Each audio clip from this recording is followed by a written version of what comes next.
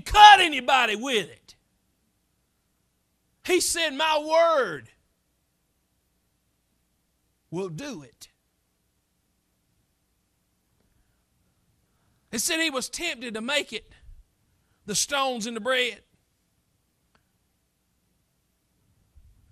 You know, sometimes today, if we went through this same process that Jesus did, and we fasted for 40 days, I don't know that any of us will make it all the way through, including myself. It would be hard.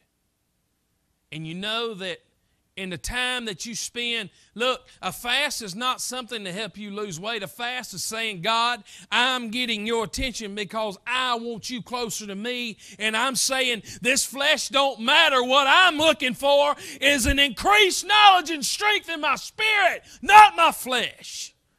Food gives strength to the body. But putting away everything the body yearns for and the things the body longs for, and you begin to hunger and long for the spiritual things of God, that's how you get closer to Him. That's how you are increased in the knowledge of God and how you're increased in God's wisdom and His power and His grace. That's how it works. And, you know, when Jesus went and He fasted, when He was fasting, was He laying around moping?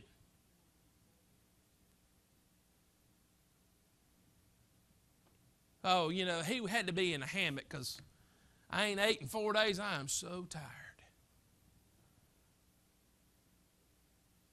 He was praying. He spent those whole 40 days not wasting a bit of time, I believe.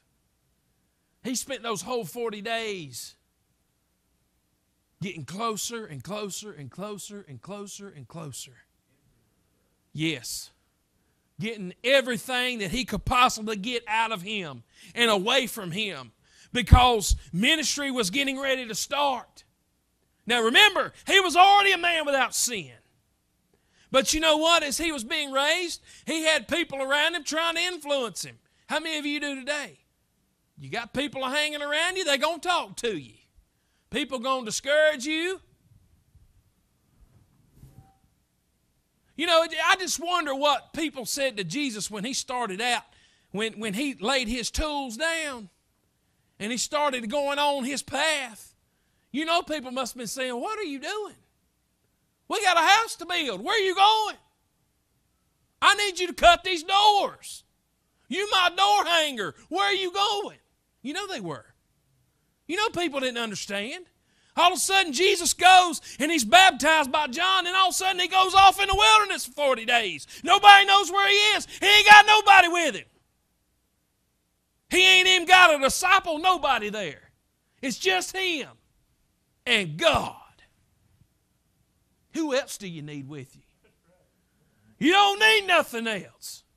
What person to better influence you for 40 days and emptying yourself of everything else you could ever want and just be feeding on the things of God? You know, there were times He told disciples, He said, I have meat to eat you don't know about. He said, I'm eating spiritual food. I don't care about this flesh. This flesh is going back to the ground. Oh, but my spirit will remain. I will rise again. He didn't care about it. You know, that's why when they beat Him and whipped Him, He just let them do it.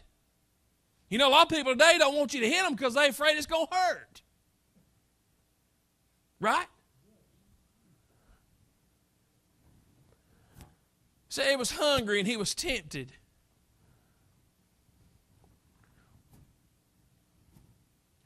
Do you know today, the devil knows your weaknesses. He knows what buttons to push to get your attention.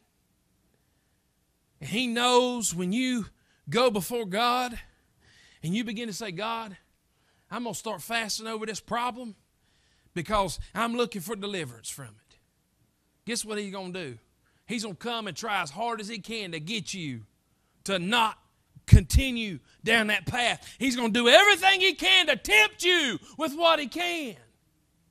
People today surrender to temptation too easy. He said that he would make a way of escape through it. Not away from it, but through, if we trust him. Jesus did what? He spoke spiritual food. He said, you know what? I got something I can eat. How about this, devil?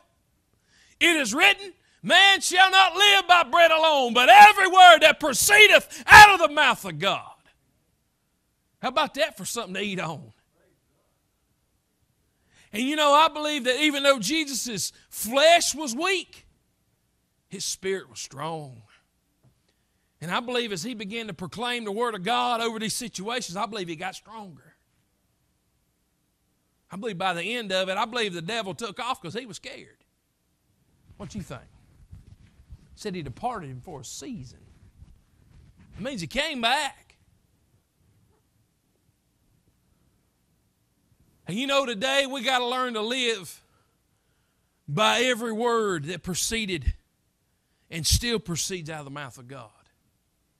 We today have got to be willing to be a people, to be led by the Spirit of God, and to be able to live upon what God has spoken unto us.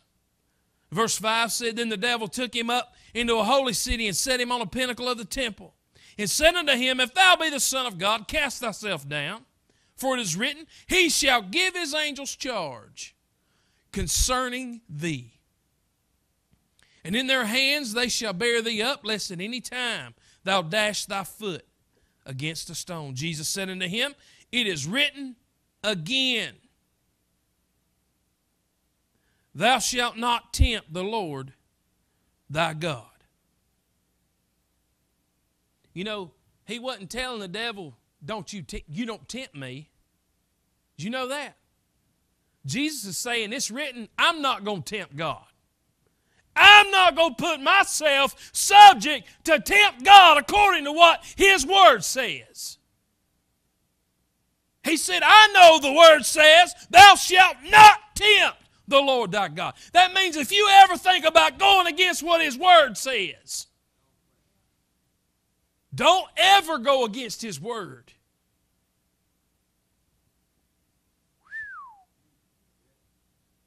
That's quiet. Don't ever. I got news for you. If you go against the word of God, you lose. The word wins. The word is victory. Without the word is defeat. If you live your life without the word of God, guess what? You're going to live in defeat. There are people today that live in defeat because they will not live in this word. Verse 8, again, the devil taketh him up to an exceeding high mountain, and showeth him all the kingdoms of the world and the glory of them, and said unto him, all these things will I give thee, if thou wilt fall down and worship me.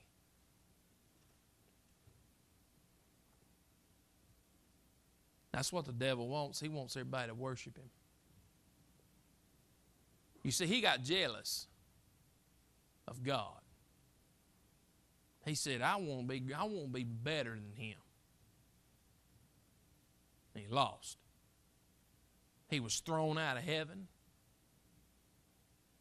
Verse 10, Jesus said unto him, get thee hence, Satan, for it is written, thou shalt worship the Lord thy God, and only him shalt thou serve. There are people today that are serving the wrong masters. You know, when you surrender to something other than God, it's a master to you. When that temptation comes your way and you surrender to it, it can become a god in your life. You're only to serve God Almighty, not all these other things.